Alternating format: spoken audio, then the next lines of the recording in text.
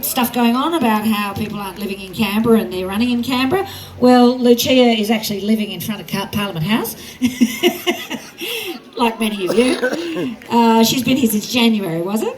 Yeah, so I'll let her tell you her story. And I want to just say Senator Malcolm Roberts from One Nation has been one of the supporters of our rallies and also one of the voices who has actually cut through to the mainstream. So I want to say, oh, yuck. Okay, thank you. Okay, Lucia. Wow. This feels a bit surreal because I've never sort of made a political kind of statement in my life, except for protesting, but I will get to that. I just wanted to introduce myself for anyone who doesn't know me. My name is Lucia Grant, and yes, I am living with 1 foot in and 1 foot out of Canberra, as most politicians actually. So I came down here in January. Well, actually, I'll reverse that. I'm actually from a farming background. My parents were farmers, and so I used to kind of be embarrassed about that because I thought that wasn't very cool. So I became a teacher. It took me a long time to become a teacher because I was raising 2 children at the time. But that's kind of what you have to do, right, to get ahead in life. Then I came down, in Queen. This is why I'm getting tongue-tied, I'm so sorry. And I'm normally not tongue-tied. But I'm trying to squeeze, Mary Jane said I got 4 minutes, but the others have taken more, so that's fine. Unfortunately, in Queensland, Anastasia has decided that people who aren't vaccinated are not healthy enough to go to work. That's ridiculous, as we know. And I know I'm preaching to the converted because most people here believe that. I'm really embarrassed about the way that the Labor and Liberal premiers have all decided to do the same thing to normal, everyday Australians. It's so embarrassing. Obviously, they're going along the same narrative, and so nothing changes if nothing changes. And I'm loving the vote the top 4 out, go for the independents, learn more about the minor parties. Obviously, that's what we're here for, and I don't really want to go on too much about that because a lot of other people will and have. But I really want to say that there's a couple of things about our democracy that I didn't understand in January. When it was my job, my human right of providing for myself and my family was taken from me, I was really, really angry. I was angry at 52 and I didn't want to be angry. At 52 years old, you should be loving yourself. You should be living life and loving life in this beautiful free country. But is it free? No, it's not. Thanks to the leaders, they've made it very unfree and undemocratic. A lot of my friends said, don't worry about it.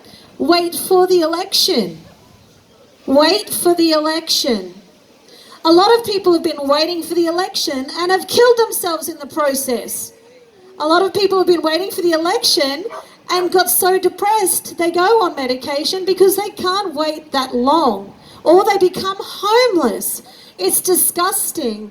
So as a person that's put my hand up, eventually, only about 6 weeks ago I put my hand up to be a candidate, I wanted to be on the behalf of freedom. I wanted to be here to stick up for the vulnerables. And by vulnerables, I say everyone who's succumbed to the injection that didn't want it. Everyone who knows that they didn't want it but had to take it for their family, for their work. That's disgraceful. And what's the remedy? They put some kind of, we'll give you some kind of payment if you have an adverse reaction. What? Why? Money is not your health. No amount of money can bring back your health. That should be your responsibility to look after your health. It's crazy. But this whole world is on the same train unless we get off it. We need to get off it. Start in Australia. Don't worry about the rest of the world right now. But as citizens, we need to get off that train of, hey, Politicians aren't representatives anymore. Politicians are gods. And they are not. That's the train we want to get off. Because they are representing us. So if enough of us stand up for ourselves by voting them out, we're on the right track, right? Yeah. Something very strange happened really quickly, I know. So I decided to exercise my right. Instead of becoming a depressed keyboard warrior, I thought I'm going to get my ass down to the convoy to Canberra on the 29th of January. I didn't know what I was doing, but when I came down here, it was very, very apparent that Canberra wasn't ready for it. Wasn't it, right? We weren't even ready for it. A lot of the freedom fighters that turned up never done this in their lives. Oh, I haven't. I've never protested. I didn't know where it fit in to our democracy. But after being on the lawn and finding that I had to put my hands up so I don't get shot in the head, possibly, that fear factor is ridiculous in Australia. We're supposed to be free to exercise the democracy and protest. So, first, we're citizens. Second, we became protesters in this place. Unfortunately, a lot of people run out of money, steam, whatever it was, and thanks to the AFP, who obviously weren't here for our protection, a lot of Australians left. Okay, protesters left. And I want to blame the local paper for that, partly, not just the AFP, but you would have seen it, the Canberrans would have seen it, that said, "Now leave," on the front cover of the paper. Now leave. Do you remember seeing that? Disgusting. Who are they? Who is that editor? That's not an Australian. I think we should all be getting rid of that editor. Now leave. Disgusting. We are Australians. We're allowed to go anywhere here in Australia. Now leave? What? Where are we going to? It's disgusting. I've never seen anything more un-Australian in my life. When I saw that, I'm thinking, why? Of course they are. And so are the feds. I mean, I have witnessed now, after being here for that initial 4 weeks of protesting, how hated in our beautiful democracy, how hated protesting is. Protesting should not be hated. Protesting is heroic, actually, because when change needs to happen, we should be getting off our asses and doing something about it, not waiting for the election. Okay. Really quickly, I'm sorry for going on, but I'm really angry about this protesting thing because I'm a proud protester. The first person I spoke to in the in the One Nation was Malcolm Roberts.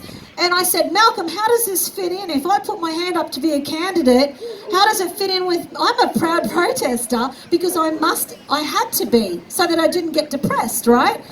And he said, you should be proud. You should be a proud protester. Thank you, Malcolm. That's all I needed to hear. So I just want to say something that has been overlooked in One Nation's policies was the citizen-initiated referendum. That is one of her policies. Now, I don't know if people have looked into that very much, but I clearly link that to protesting, avoiding having to protest. If we get a government that actually agrees with citizen-initiated referendums, we run the show, okay? We still run the show. Citizen-initiated referendums are the best step towards satisfying protesters quickly so that we can all get home and get on with it. Of course, her first priority is a Royal Commission into COVID-19. We can't forget that. We need to keep them accountable. And I need to say this on behalf of the people that go to the GGs every single morning for however many months. If One Nation want a Royal Commission into the COVID-19, let's hope that the Royal Commission is handled better than the Woods Royal Commission that hasn't been handled properly. So that's what we want to do. We want to make sure that the Royal Commissions are taken seriously and addressed properly. And that's all I'm going to say about that. Thank you very much. Thank you very much. Big round of applause for Lucia. And we've got a very